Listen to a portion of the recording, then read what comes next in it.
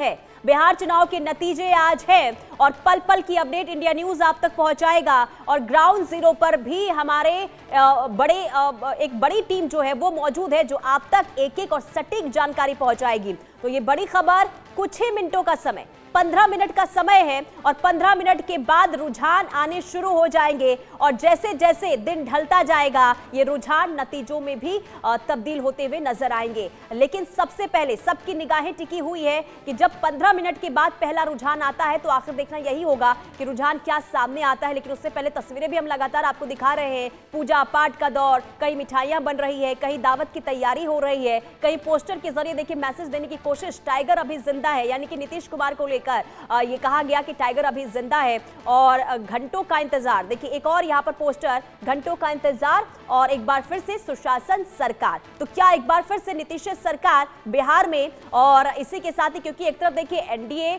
बिल्कुल तरीके से आश्वस्त और दूसरी तरफ अगर हम बात महागठबंधन की करते हैं तो तेजस्वी यादव का भी थोड़ी देर पहले स्टेटमेंट सामने आया था और ये कहा गया कि बड़े अंतर के साथ हम जीत हासिल करेंगे। लेकिन कहीं ना कहीं अभिषेक देखिए सवाल भी उठा दिए गए और ये कहा गया है कि हमें इस बात की आशंका है कि काउंटिंग में देरी हो सकती है। बिल्कुल पुनीता, बिल्कुल ठीक कहा। इससे पहले भी तेजस्वी यादव ने जो है प्रेस कॉन्फ्रेंस की थी। प्रेस कॉन्फ्रेंस में भी उन्होंने इस बात का जिक्र किया था कि हमारी सरकार बनने जा रही है, अगर धांधली ना हो तो। उन्होंने सरकार बनने का दावा तो किया लेकिन साथ साथ उन्होंने इस बात को भी जोड़ा कि अगर धांधली ना हो तो हमारी सरकार बनेगी। लेकिन इस बीच अपडेट लगातार हम अपने दर्शकों तक पहुंचा रहे हैं।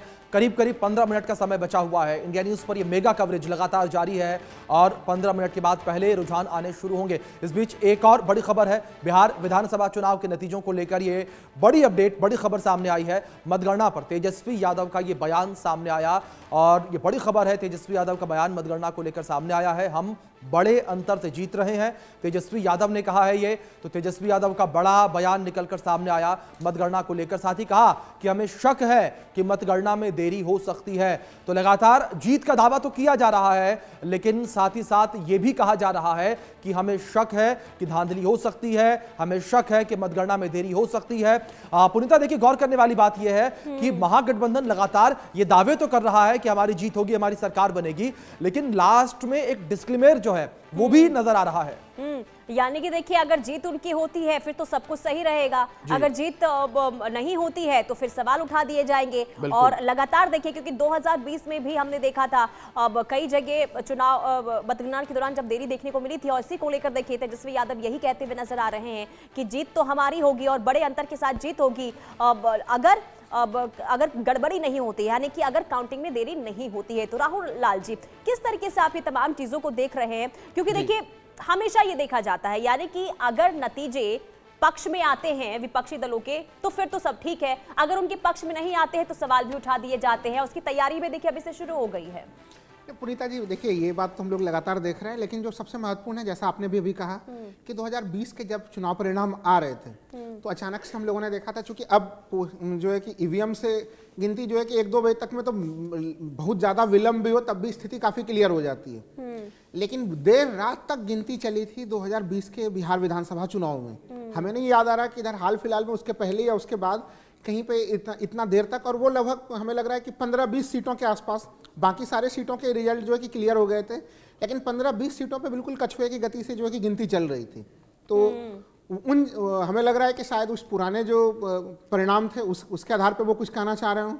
तो 10 बजे रात तक और एक चीज बिहार के चुनाव को लेके जो दर्शक भी देख रहे हैं, मैं 2015 और 2015 में भी बिल्कुल स्थितियां ऐसी आई कि 11-12 बजे तक में जो है कि वो एनडीए गठबंधन बिल्कुल परसेंट जीत की तरफ टीवी चैनलों पे दिखाई देने लगे।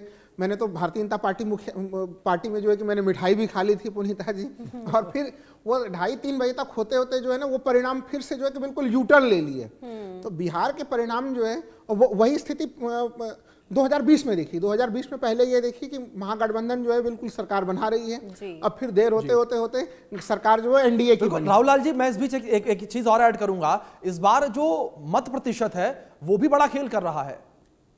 नहीं, आपने बिल्कुल सही कहा है, मत प्रतिशत का खेल जो है इस पूरे चुनाव में बिल्कुल बना हुआ है। अभी यही पुनीता जी से मैं बात भी कर रहा था कि यहाँ पे जो मुकाबला है बहुत कठोर मुकाबला है और इसमें 1-2-3% से ज्यादा का बड़ा अंतर होना बड़ा मुश्किल चीज है। और इतने बड़े राज्य में अगर इतने कठोर आमने सामने का मुकाबला हो, क्योंकि देखिए पिछले बार भी हम लोगों ने ये चीज देखा था अभिषेक जी, कि केवल जो अंतर था वो अंतर जो है वो 12,000 वोटों का अंतर था, यानी महागठबंधन के टोटल वोट और जो है एनडीए के टोटल वोटों में 2020 में वो अंतर था।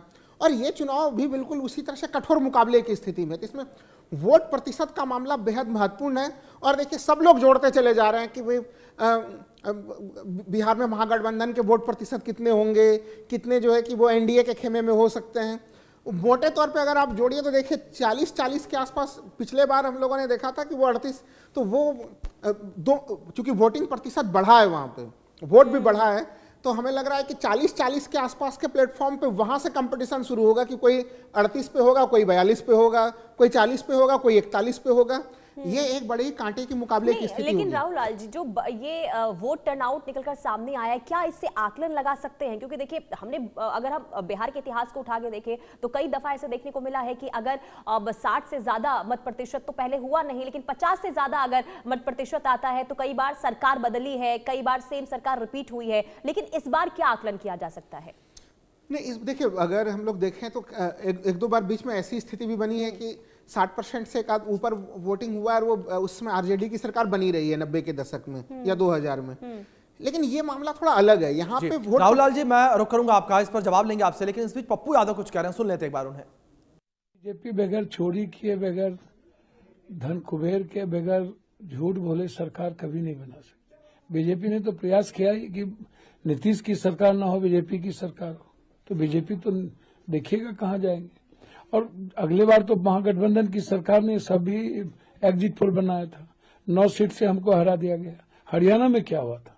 आप लोग तो इस बार 300 पार सभी चैनल से लेकर के सभी ने कर दिया था देश में।